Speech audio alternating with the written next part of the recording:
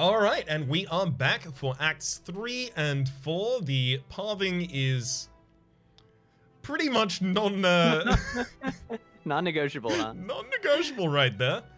We can go with the path that has an early shop or the path that doesn't. We have 447 gold. Which should we go for?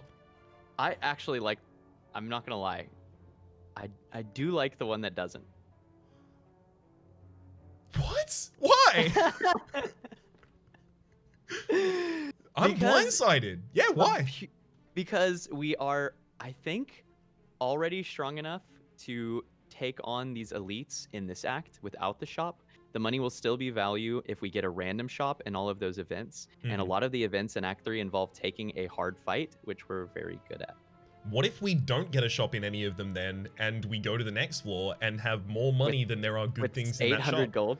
Yeah, exactly. It's a real problem. It's a real problem. I mean, I like the shop at least in part because this deck really benefits from removing all of the cards that weren't on the list that I gave. So I'm down. There's a chance that we're removing Eruption in this run. Yeah, I'd be keen. Probably going to remove the Defend first, but still. Yeah. Cool. Shop it up. Let's do it. But hang on. No, the question. So let's think about the hard fights that we could take, right? So there's a Mind Bloom event. We fight the first floor boss 100% of the time, I'm pretty sure. I think so in this run, yeah. There's the Orb Walkers. Yep, and we crush them. Easily. What other question mark events are there that are high value? Because, like, I'm thinking of other ones, and I'm thinking, like, you know, Falling? Falling might get us to try and drop 3 pretty good things. Like, there are a couple things that we want out of this deck, but there are a lot more things that we still want in it. Like, even Reach Heaven is very droppable right now. That's true. So I think we're okay on that front. I guess there's the what's the name of the event where you get to look at 3 colorless cards? No clue. I don't know the name of events. Tesseract or Tesla something. Anyway, I think that's like a fine event for us. Yeah, I think that is Tesseract. We haven't seen any shrines. A dupe or removal shrine is incredible. Have we seen 12 cards, 12 them to 12 them yet? No. It's like a fine event. Wheel of Stabbing seems mostly bad, but if we get gold in Act 3, it's 300 gold. Let's go to the shop. I think you're right. Okay. Because there is no future merchant in this act, and so it is theoretically possible that we go into Act 3 with 900 gold or something and just nothing to spend it on. Yeah, that's what I'm worried about. I've spent too many runs with a lot of unspent money. Okay, so can I take a moment to gush about this Ragnarok while you're fighting things? And Please do. Okay. So Ragnarok, it's not a card to take every run, because a card that says do 5 damage 5 times for 3 energy can be pretty heavy. But let's talk through the like shonen ramp that this card has gone up in specifically this run. Ragnarok says 5 damage 5 times for 3 energy. Or maybe it's upgraded because we have Molten Egg, so it says do 6 damage 6 times. But maybe we also have a Giria, so it says do 9 damage 6 times. And then maybe we also have Talk to the Hand, so it frequently says do 9 damage 6 times. Again, that's 54 damage. And also block for 18. And then it also is instead sometimes doing 100 or 150 damage, and it's actually costing us only 1.5 energy. It's like the craziest Ragnarok imaginable. It's so strong. So damn so strong. Good. Yeah. I am going to pitch here, instead of the card removal, going for Cloak Clasp. On the turns where we're still setting up, Cloak Clasp is between 7 and 5 block each turn. It's a Metallicize always in play. There's 2 Metallicizes always in play. Yeah, I'm sad to miss the removal, but I do think Cloak Clasp is worth the cost here. The only other thing Remember when Cloak Clasp used to give 2 for each in your hand? Just ludicrous. Like, any watcher would have the ability to abuse the hell out of it just with Retain. It was wild! The one thing in that shop that I think we'll look back at later and be a little sad of having to miss is actually this Cultist Pot. That's a really strong way to close the fight against the Heart. But I think this was a good pick. I also dropped a Fire Potion earlier for a Power Potion. That's the only thing that really changed. Felt reasonable. Yeah, Fire Potion could be good in a hallway fight like this, but otherwise I think we're going to be fine. Oh, you gotta love the extra block. You really do. Don't exactly love Ragnarok on these targets, but it's fine. What about... Bash the backliner. I'm looking for a way to eruption the backline and then talk to the hand like one of the spikers and bowling bash them so that we get them down while we're blocking their thorns damage. Because we're going to take some thorns damage here. So a line like that could be correct. Maybe like with a block potion here to make potion space. All right, I like it. I like it. We'll start with the eruption on the backliner. We'll talk to the hand bowling bash. So we got a total of 60 for a single target. In that case, is it just block potion and kill them? 18, so this hits what? 18, 36, 54, so it's 3 will kill any of these, so we can take no more than a theoretical possibility of... Well, I mean, especially if we bowling bash the backliner, right? Of 6 hits of 4, 6 hits of 4 is 24. I still think it's probably removal of a single target unless there's a better thing than using Ragnarok to remove them. Yeah, and we can third eye before too, yeah. I like it. Wait, so when attacked deals 4 damage back, when attacked you gain 3 block. Does this, like some of the other things in the game, prioritize working in the way that is most beneficial to the player? So it'll give you the block first before the attack from the thorns? But it's tricky because it's a debuff technically. Mm-hmm. Relics, cards, buffs is the order of operations, but how does it work here? I don't remember. I think you take the damage first. Let's find out. I don't think we have to find out anymore. It's not gonna matter, yeah, but I'll pay close attention to how it resolves, or I'll try to. Wait, 1, 2. Hang on. You're just gonna kill the front line and then do the Ragnarok? Yeah. Oh, I like it. There we go. It actually looked like it was ticking up the block first. Yes. I would have to watch it back. Yeah, it did look like that. That's good. Thankfully, we had excess block beforehand, so it wasn't really necessary, but it's fine. Sure. But that's the kind of thing that could matter, right? Like, against the heart with Beat of Death or something. Do you take the Beat of Death damage first, or do you get the block first? So, from a game design perspective, how do you feel about a note for yourself? Fine. I mean, it disappears at Ascension 15. Mm-hmm. And it makes for some silly ladder streaking when you, like, get a wish on your Ironclad run, or you get a, giant Ironclad attack on your Watcher run, or you get some kind of crazy, like, I don't know. You can do some pretty silly stuff here. I just never find it. It's like a very rare event. Yeah, it is very rare. It's like too rare, in my opinion, to be that useful. Yep. As well as being something that is just, I don't love mechanics that continue between runs. I really like the runs being kind of like very wholly encapsulated of themselves. Yeah. I think Niao's bonus did this really well, to where it's technically, it's a buff for having succeeded in your previous run, but it's such a standard implement in the game that it just feels like part of the random start.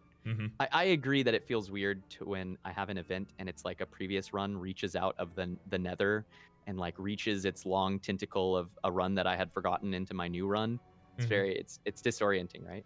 But we're going to feel very oriented when we have a Bash Plus in our deck. I was about to say, I like the idea of giving an eruption to a future deck because they care about it more and taking a Bash. Yes, it's so good. What is going on? So does it does upgrade it. Good. I was worried because it didn't have the card reward screen at all. I know. Yeah, it does. And that surprised me the first time it happened, actually. But like, look what it's already doing for us.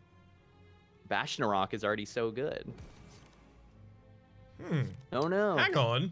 We forgot to have energy to play these cards.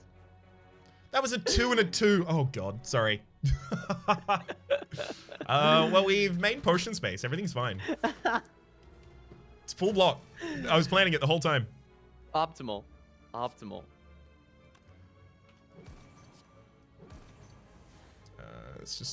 Let's just throw the easy ones out and then build powers afterwards. Sure. And doing it in the wrong order that I kept doing before. There we go. Yeah, and we're like leveling our cloak clasp and all sorts of good stuff. Our ink bottle. It's about as good as it could get right now. I'm happy with the outcome. You know, something that I think people don't realize is that playing this game for thousands of hours does not cause you to not make mistakes. It just causes you to feel more pain when you have done it. Because you notice so much harder. How much damage did you do to this poor lad? Yeah, I mean, it was a weird turn. Are you gonna kill him? Maybe. We do have the vault, so I could just get into divinity. You should totally vault and try to get the lethal here. Absolutely. Let's go for it. I'm gonna wallop first because that's free damage, and then vault. Sure. Get him. Why wait? Act now. Okay, so the enemy's still vulnerable. Transient. This sundial, you by the way, shouldn't have felt lucky. Is shredding. This sundial is so good for us. Hey, that block. I knew it. Whoa! How do you feel about a swivel now? It's fine. It fixes the worst cost card. It does. It has this other really weird effect to where if you swivel at the end of your turn, you keep it into the next turn and you have no idea which of your attacks is expensive. Yep. But I like it, sure. Is it necessary though? There's No. two questions. Like, do we need it as well as the like? problem with the swivel is that the swivel is very incremental block. If swivel said what it says and also block for like 15, you'd be like, oh yeah, get straight into the deck. But right now, the best block is just to get to the talk to the hands and then play Ragnarok every turn. Yeah. That's the real way that we want to win fights, I think, right? Oh god, yes. Love these opening turns. Yeah, it's pretty juicy. So do we have any like special setup we want to do to set something to 9 before we throw out the Ragnarok? Yeah, I could wallop the backliner, Smart. then Ragnarok. Love it. Okay. Do you just throw the devotion down here? Yeah, I kind of want the devotion. Or out is more it than anything battle else. him, actually? Wait a minute. We Battle do a him lot to of damage. Guarantee we have attacks. Yeah, I think battle him to take out daggers is actually maybe pretty important. I prefer devotion, but I like the consistency of this play. Yeah. It's just, we've proven that we don't have that much difficulty doing 150 damage, and the main way we take damage in this fight is not having options to kill off daggers, right? So, but yeah. We might just have enough density of attacks that didn't matter. So Bowling Bash is a single target, kills the backliner, Smite hits the frontliner, and then Sash Whip hits the midliner. We have 0 energy left, but we have the third eye. That's not that much defense. We can throw out a block potion as well and a meditate to get another card back in hand. And I think we're meditating Ragnarok. Cool. Yes. Dig it. Alright. Well, that goes down. Quite a bit of defense with the weakness too, and with the cloak clasp. It's better than I think it feels. Should we meditate Ragnarok or should we meditate Devotion? Wait, the enemy's not summoning anything this turn. Never mind, we're fine. Yeah, we meditate Ragnarok. Yeah, it's gonna be expensive too, that devotion. Throw those 2 cards. I think also. Maybe keep that one. Wait! There we go, we're fine. Sorry, I thought I wasn't gonna have time to do that anymore. Nice! You did it in the middle of the card play? I didn't even know you could do that. That's perfect. Nor did I. I'm very glad that you can, though. Everything in our favor. Everything in its right place. Awesome. Alright, we pick up an Omamorian. Do we like Wheel Kick? It is extra draw. It's a wheel and it's a kick at the same time. You gotta Damn, take you're it. 100% right. I've When you think about it that way. So there's this weird thing that happens. I've described it before. When I see the cards, like I'll see the art the first time I see the card, and then every time past that, I just look at the card's art and I effectively break it down into the dominant colors in each quadrant, and that's how I recognize the card by its picture. But I don't actually see the picture anymore. I've only just realized that this is the champion's crown being kicked off. This is the beginning of the busted crown, and I didn't notice it until you said it just now. Because you don't look at the art, right? And it's kind of sad because the art is so cool and good, but you see the card and you recognize it, and then you internalize its value to you in a strategic sense. And that's the whole interaction. Yep. We're done past that point. Who needs it? But I think it's just very interesting, like especially for two players who have played, you know, more than thousands of hours of the game each. Yep. That is still a thing that we suffer. Yep. But here we are, suffering alongside the game. That fight didn't feel too much like suffering, thankfully. Ooh, we have no wait, we do have a weakness source in the deck. Never mind, we're fine. But also, Wave of the Hand just triggers naturally at the end of the turn with the Cloak Clasp already. I think we this have Wave of a the Hand lot is solid. Yeah. We get it earlier. It plays with Talk to the Hand. It helps us get set back up against stuff. It's good. All right.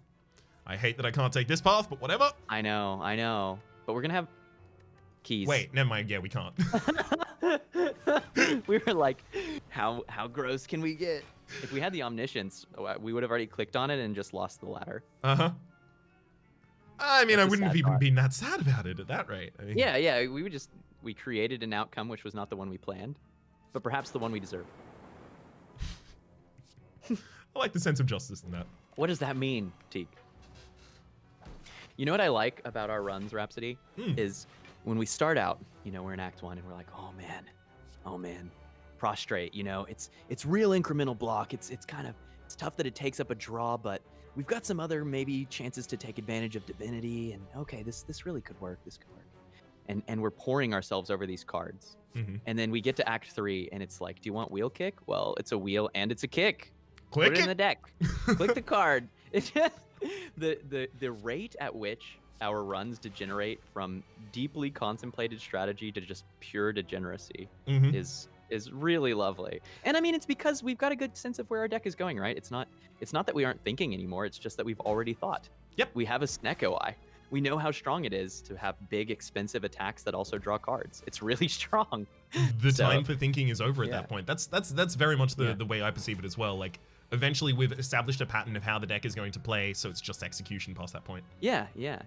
Not to say that we don't have to be careful to make sure we set up like our relics here. You know, like maybe we sometimes care about setting up Ink Bottle. Maybe we care about setting up Sundial. We can look for key cards. There's still plenty of strategy to be done. Do you want it? Yeah. You want it. that was my attempt to set up Ink Bottle there as well, by the way, and I accidentally overshot it. You know what? It's the thought that counts. Then perfect. I set up Ink Bottle. Everything's fine. What you wanted was to see Ink Bottle on turn 3 of this fight. And in that sense, Actually, going to get the Talk to the Hand out first instead. dig it. Oh, gotta love the worship. How many turns do you think that this enemy is permitted to be alive? I don't think he is going to get to why are you still here. That's my pitch. I like that pitch. Why are you still here? I like the card draw here, by the way. Yeah. Just worth generically. What are you meditating? How dare. How dare. Probably worship, actually. One cost worship back. That's actually enter divinity whenever I want. Yep, love it. Yeah. Hold it close, and allow it to be free in time of greatest value. It's beautiful. We're not even weak anymore. Just exactly on the right turn. The boss knew we were setting up for this and was just like, you know what? I'm gonna let it happen. It looks cool. It looks so cool, and they knew it. How much is this? Oh god. We don't get to the limit. 360 damage. It's ridiculous. You know, I also think that this is just a little bit how Snecko can be.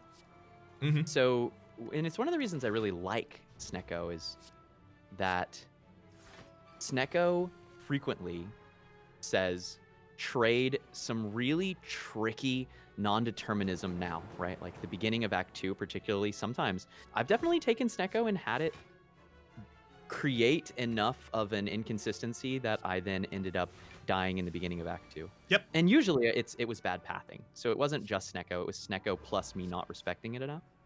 But you get a little bit of inconsistency and then you get a removal and a card pick, a removal and a card pick, a removal and a card pick. And an act later, you're just disgustingly powerful.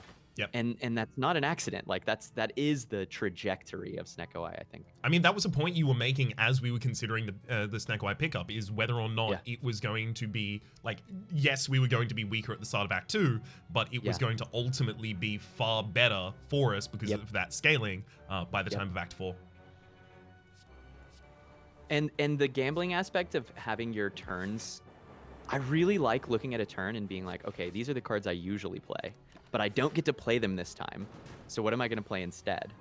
Like, I actually really enjoy that strategic element. I think it's super fun. Yeah. I mean, it also forces you to build your deck in a way that, like, any option that you have in your hand is a reasonable one, which is, again, harkening back to your previous, like, as you cut cards and add additional cards, it takes off at a rate that no other boss relic matches. Yep. I should note that I am only making these points to progress my campaign of propaganda for Snecko Eye, something that I require more people to love. So I will continue to find plugs to talk about what this relic can do. I used to be anti Snecko Eye. I used to be anti Dead Branch. Things change. Things change, but everything's changing.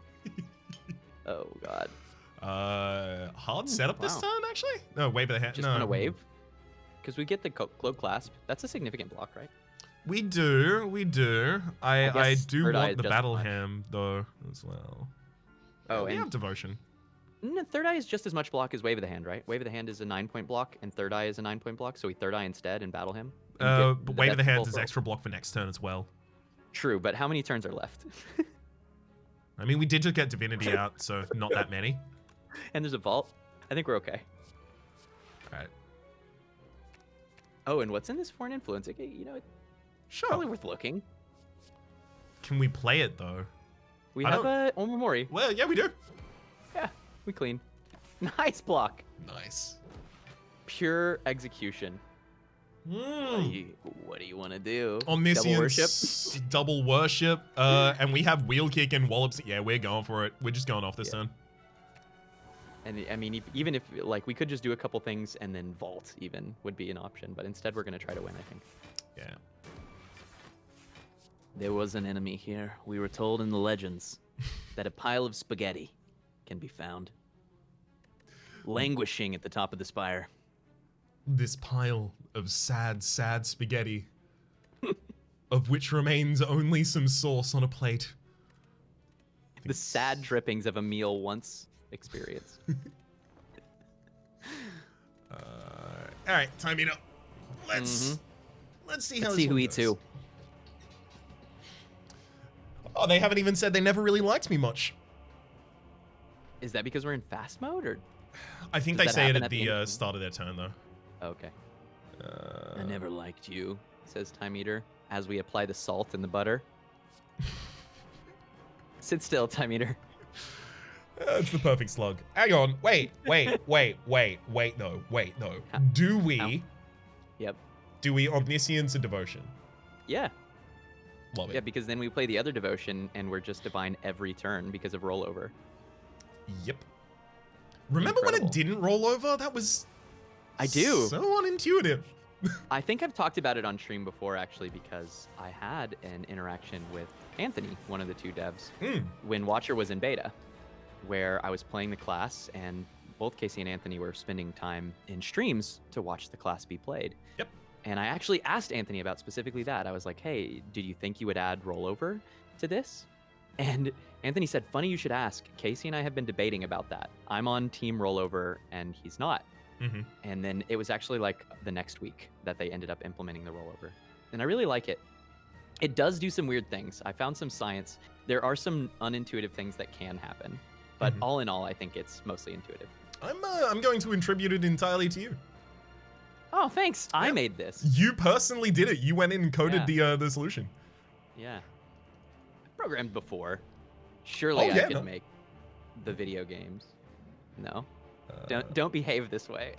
I'm not saying that you could definitely make the video games, but I'm saying that like a solution for making rollover work in an algorithm. Yeah, definitely.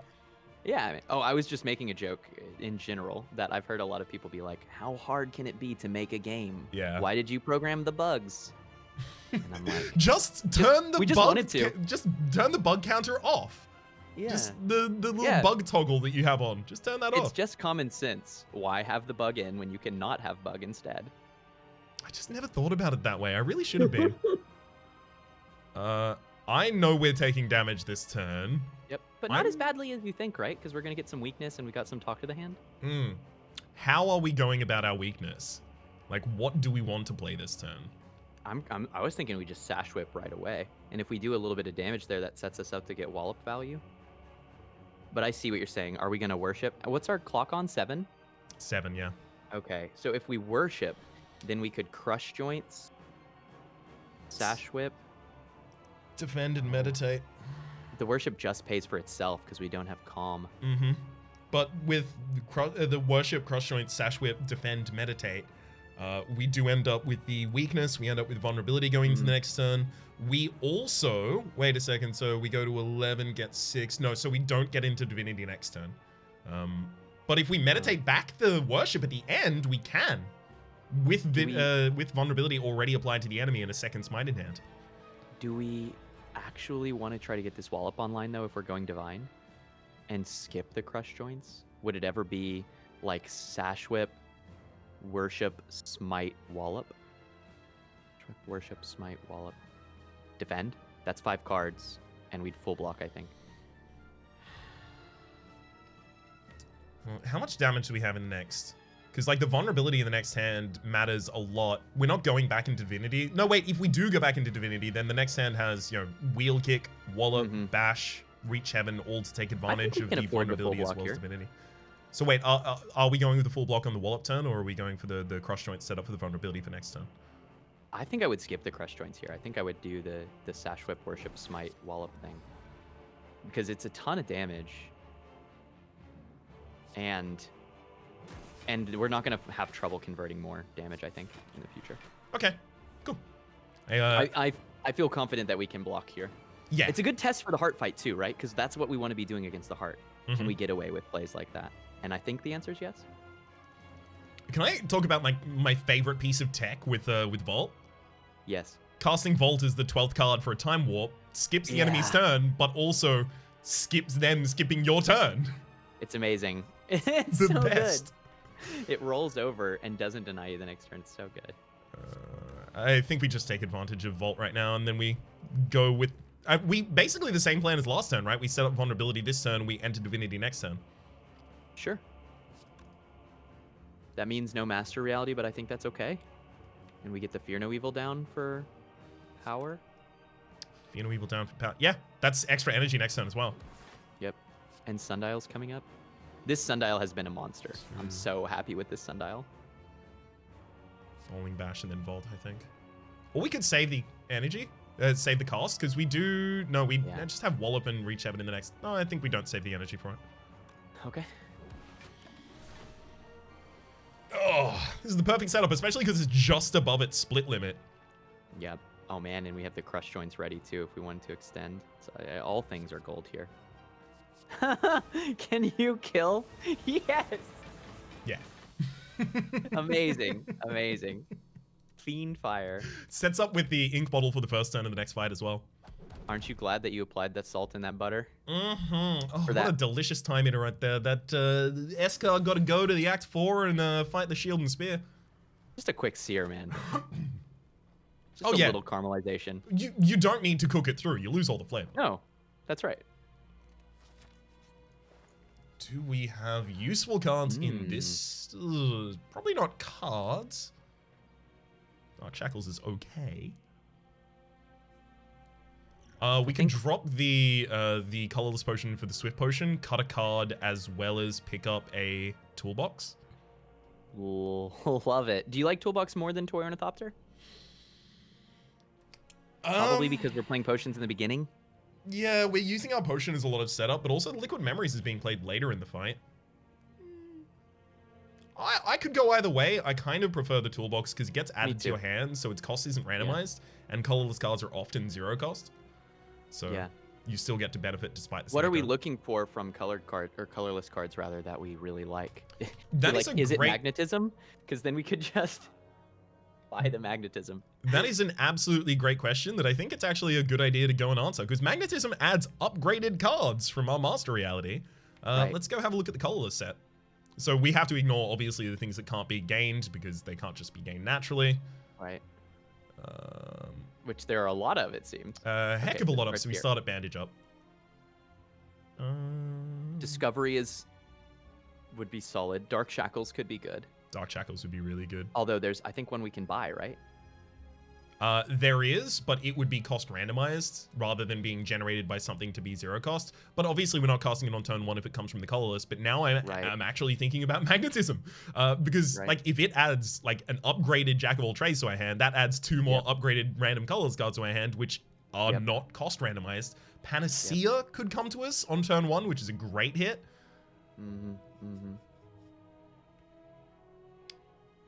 This is curious. The Metamorphosis and the Chrysalis. See, the weird thing here is that most of the 0 cost stuff is actually like not great for us because it's so incremental and the cost randomization is pretty bad for it.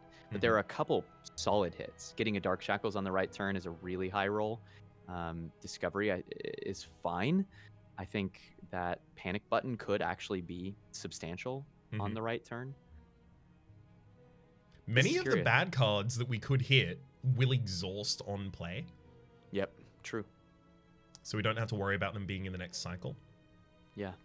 We're in the Which is hard important fight for because what? we want to cycle the like we have 3 cards we want to see all the time, right? We're in the hard fight for what? 5 turns, maybe 6. We killed Transient, right? We did. Hard fight will be similar with a bit more status.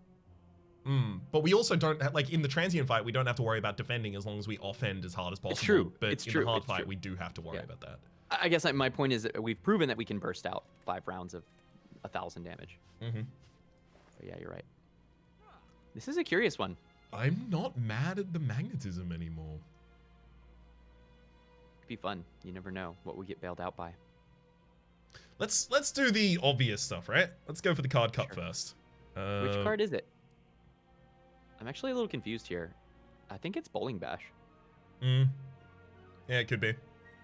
Especially with the Ragnarok Reach Heaven 2 wallops in actually? here. So Reach Heaven is 10 by base. Bowling Bash is 1 by base. See, the thing Bowling is, Bash even... So we're thinking about Through Violence as being bad because it gets generated to the hand and has a randomized cost, right? Yeah. But... It still says 20 damage. We only cast it when we're in Divinity. And on the Divinity turns, we're floating oftentimes 5 energy. Yeah, especially with Sundial. Oh, I don't think it's bad. It's just a question of, is it worse than the other stuff, right? Yes. And maybe then that means it's Defend, because Defend is like very unlikely to be circumstantial block for us. Yeah. That's where I'm leaning as well. Sure. Then past that, I could go Magnetism or I could go Toolbox. I just don't think Toy Ornithopter is going to be valuable for us. Okay. Well, what about potions wise? Swift, Ambrosia, are they worth? Because if we're going to get...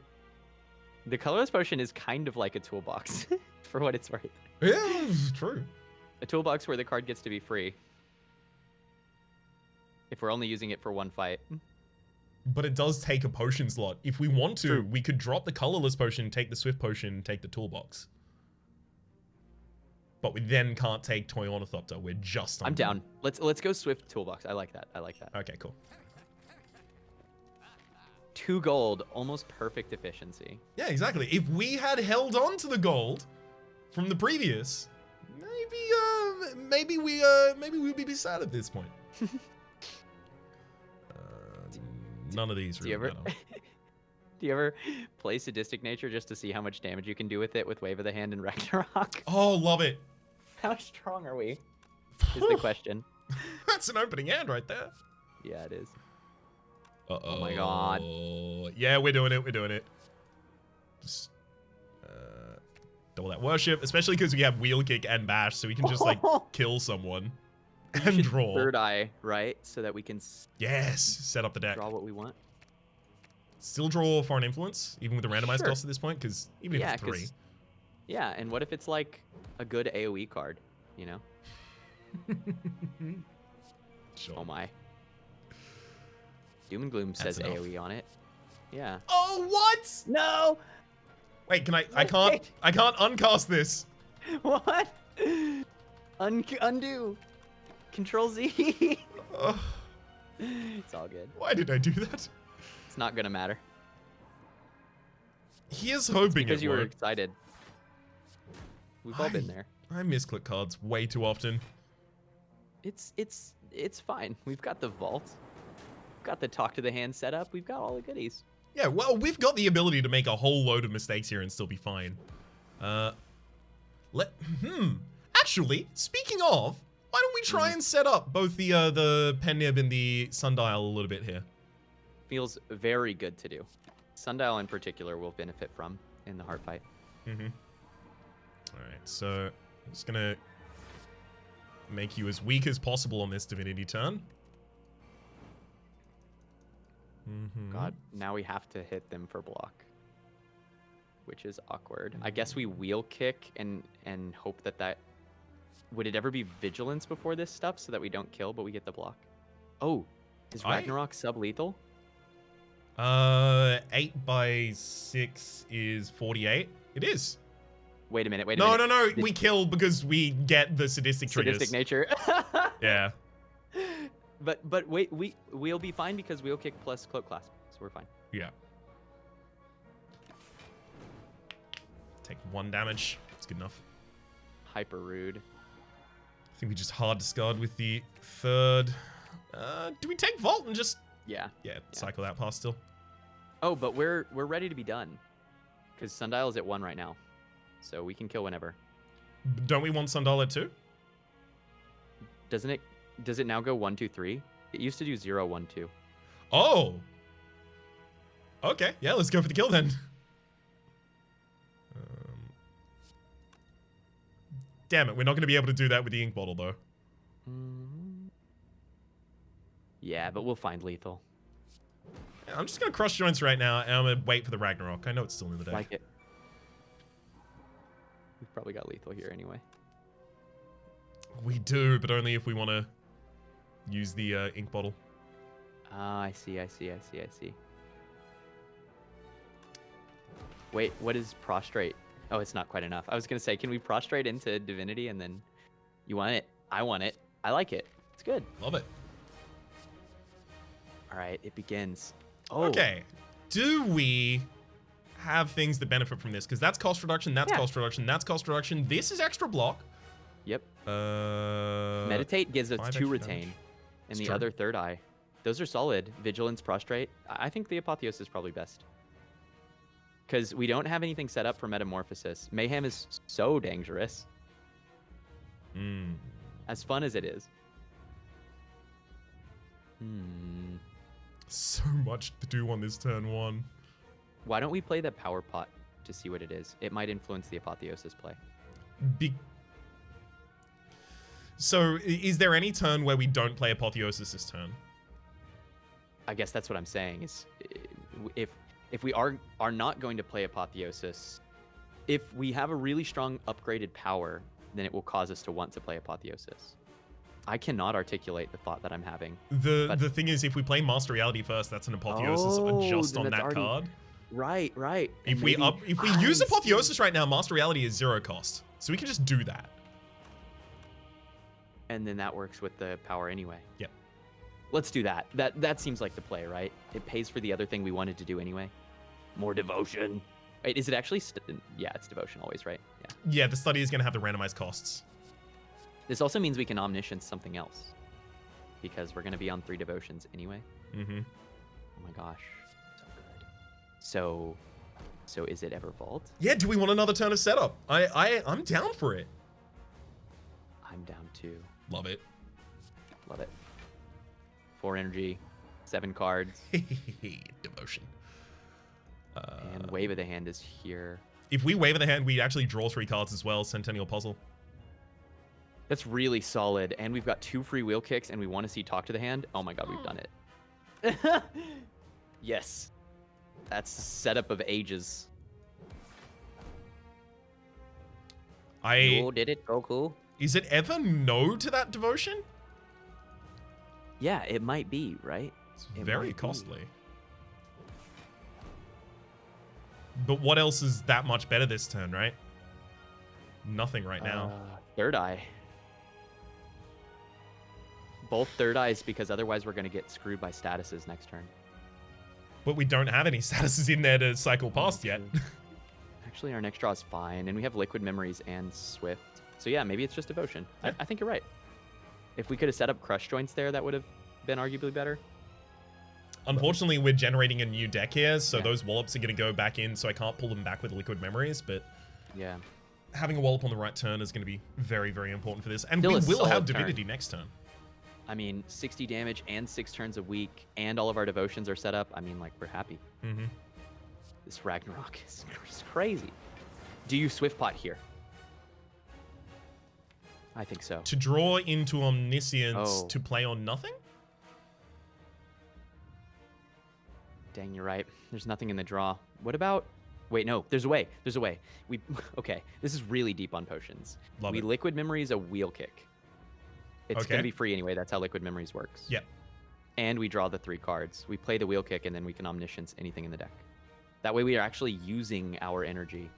What would we want to Omniscience? Doesn't really matter. I mean, Foreign Influence, actually, is fine. It's also more that then we're not redrawing any of these statuses also. We've Mhm. gotten through the burn and the wound at the bottom of the deck. So it just sets us up to continue to have decent turns. Yeah, it's a good point. We're just going to literally Omniscience, like, Foreign Influence to see more attacks. We could also do Battle Him for 2 smites of True. 60 a turn. Yeah. I think either of those are fine plays. I think either of them closes the fight very effectively, too. Yeah, I like the Foreign Influence and try and go for the extra 180 damage this turn. Okay. Sorry, I'm just trying to square it. Yeah. So, wait, it was the Liquid Memories to pull back a Wheel Kick, use the Wheel Kick, use the Swift Potion, generate the new deck, then Omniscience the target, right? Just making sure I have the order in And play. we're getting Sundial, so we're going to have a Bagrillion energy. We might even be Omnisciencing a Wheel Kick. Perfect. So first thing I'm going to do is meditate that Wheel Kick to get it back. Yes, no. My feelings. Please consider them. I had to. I love it. I mean, that's the Oh. Ragnarok, which is the extra damage this turn. So Omniscience, I think, goes back to being set up now. I think you're right. I think you're right. Wow. Oh, and we can Fear No Evil this turn. Oh, but then we can't. Wait a minute. What's our rollover at? We can do this because we have a worship. If we go Fear No Evil, then we can worship and then Vigilance and then play the Omniscience. But I guess we have Meditate to do this instead, right? We could just meditate whatever card we want to get back. yeah, exactly. And we get Wheel the worship to retain, and we get into Divinity next turn, unless we use the worship right now, in which case we Right, exactly don't. Yeah. Which card are you going to Omniscience is maybe the big question now. I'm thinking at this point it just has to be the Battle Hymn. Sure. Oh wait, we I don't like have vulnerability triggered at the moment. It could be double bash. I love that. I love Double Bash right here. I think that's actually great. Yeah. Okay. Because we're just going to win. We're just going to win. Yeah. And it sets up our wallop to be better, too. This one's extremely done, and it has been done for a while. The game just didn't know. This is the strongest hard fight. It's just obscene.